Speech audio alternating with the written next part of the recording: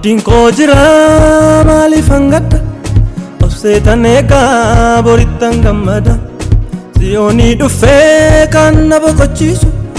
warra danqamaan waamee suuqaa kan baasu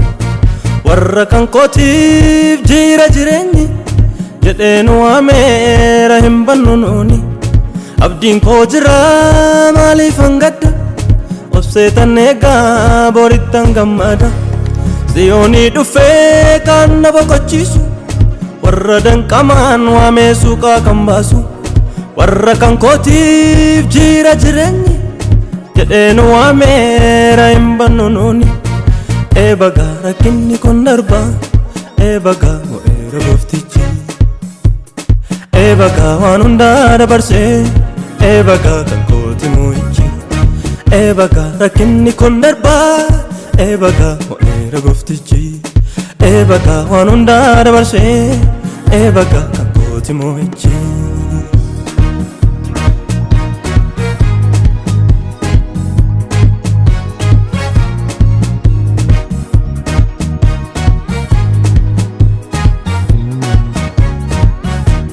Laftiin dhaalamii jirraa ammayyuu na keessatti hafee ajiraatu hoggayyuu Jajuu saannisuu ka'ee tan ibsa Baacha wangeelaa ol qabee gurcessa Eebagaa ibidda wangeelli Eebagaa isaan hafe beelli Eebagaa yesoota duroomse Eebagaa birmadduu nu baase Eebagaa gurra duude banaa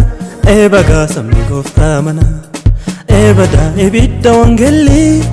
Eebagaa isaan hafe beelli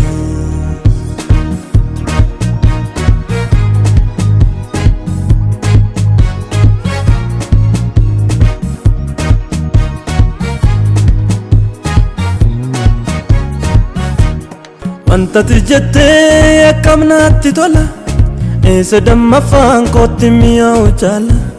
Sagaleen gammachuu filillee kuno Si faarsu ijoolleen kee baatanii fannoo Eebagaa ifa kee geggeessa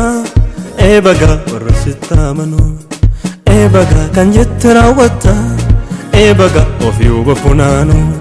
Eebagaa sicha deemuun keenya Eebagaa toloolan nageenyu